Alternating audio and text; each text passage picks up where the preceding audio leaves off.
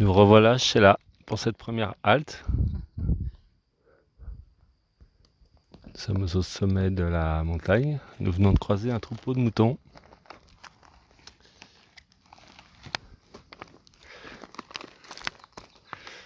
J'ai une question par rapport à ce qu'on vient de voir, de sentir.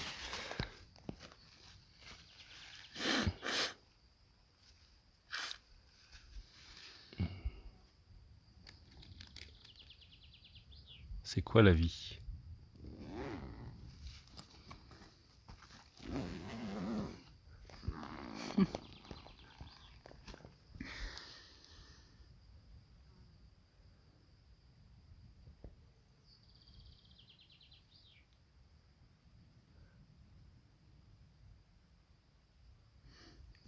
En fait, la vie, c'est pas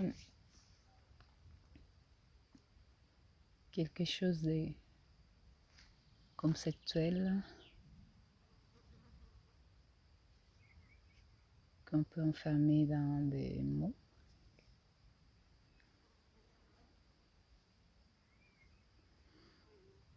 La vie, c'est une expérience.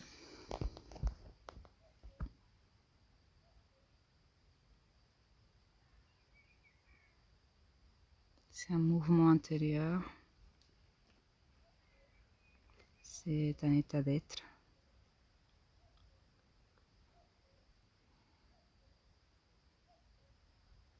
Il n'y a pas de règles. Il n'y a pas de but. Il n'y a pas de plan, il n'y a pas de projet.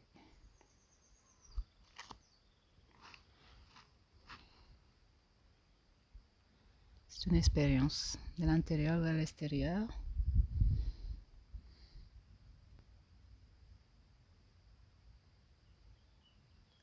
C'est ce qu'on a envie d'être.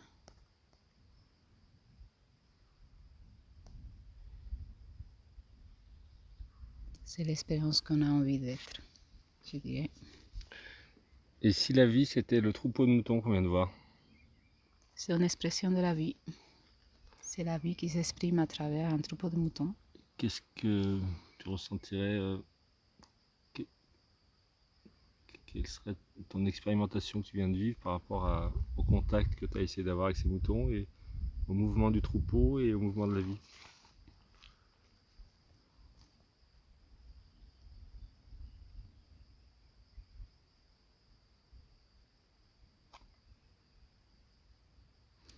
Il y a une notion d'apprivoisement.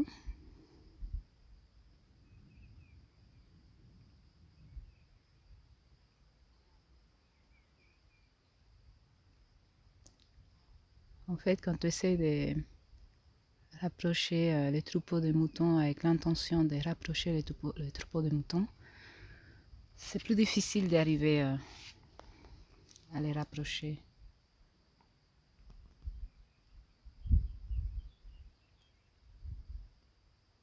Mais si tu as l'intention de te fondre dans les troupeaux de moutons,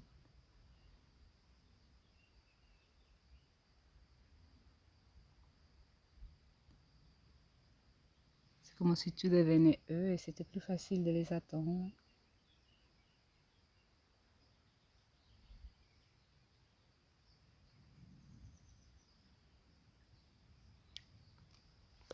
Il y avait comme une notion de... Ce que j'ai ressenti, c'est...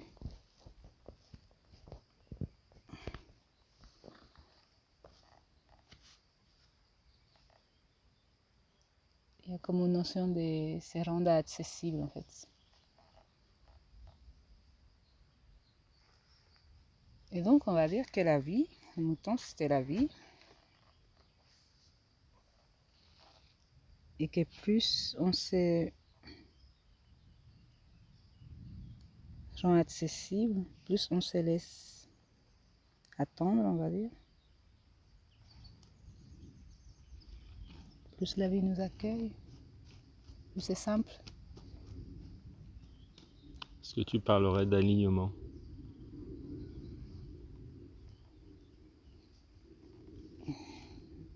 Voilà l'expérience avec les moutons.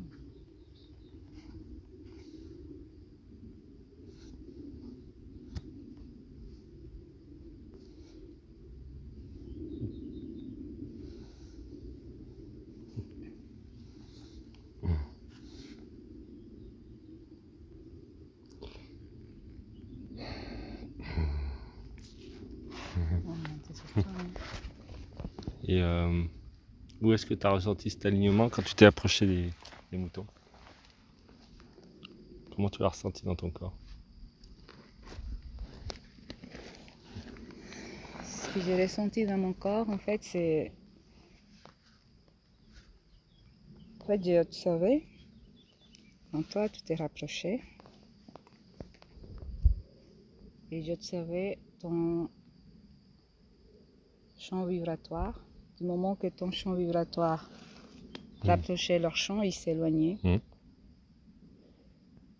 Pour eux, c'était comme une espèce d'invasion, en fait. Et donc, ce que moi j'ai fait pour me rapprocher un peu plus, c'est que j'ai expansé et je les ai mis à l'intérieur de mon champ. Je ne me suis pas mis à part. Je les ai mis à l'intérieur de moi. Pour qu'il n'y ait pas cette notion de... on est deux champs qui se retrouvent, deux énergies qui se retrouvent, qui frictionnent. Je me suis mis à l'intérieur de leur énergie et j'ai mis la mienne. C'est comme une espèce de mélange.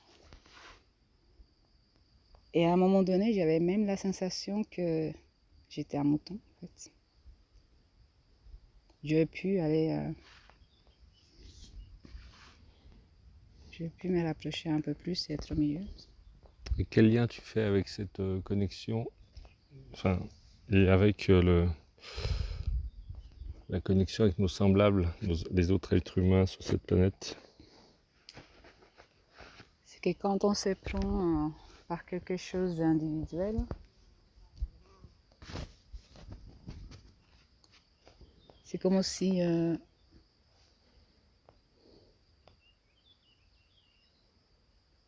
quand on est trop concentré sur soi et qu'on voit l'autre comme quelque chose d'extérieur à nous, c'est là que la division se crée. C'est là qu'il y a deux personnes qui apparaissent.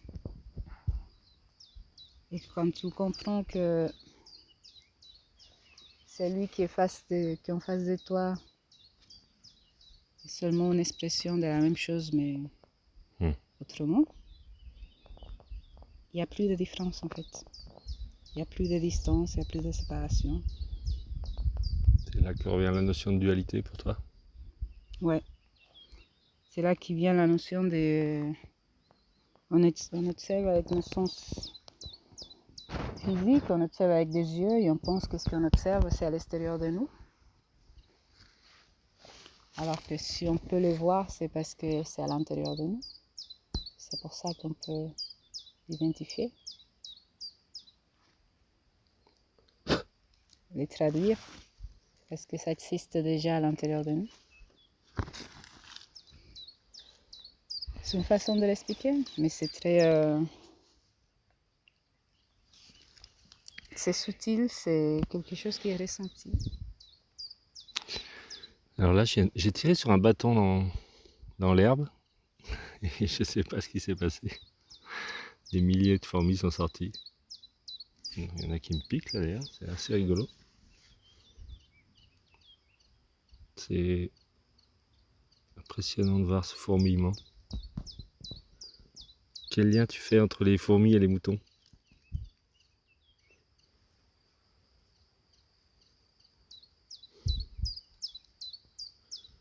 C'est toujours une seule et même chose en fait qui s'exprime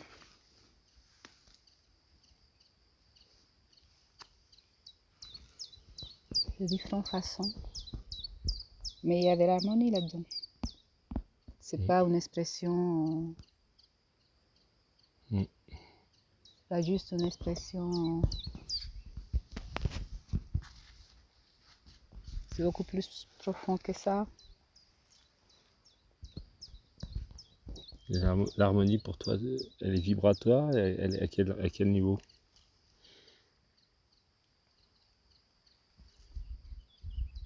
Pour moi, elle est vibratoire. Donc pour toi, la vibration de la fourmi, c'est la même vibration que les moutons et c'est la même vibration que toi quand tu es rentré dans le troupeau?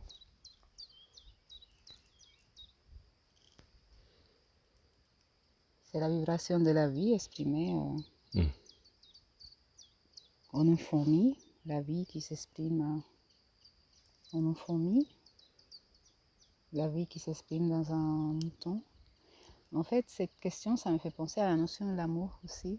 Parce que l'amour, c'est quoi? L'amour, c'est la vie.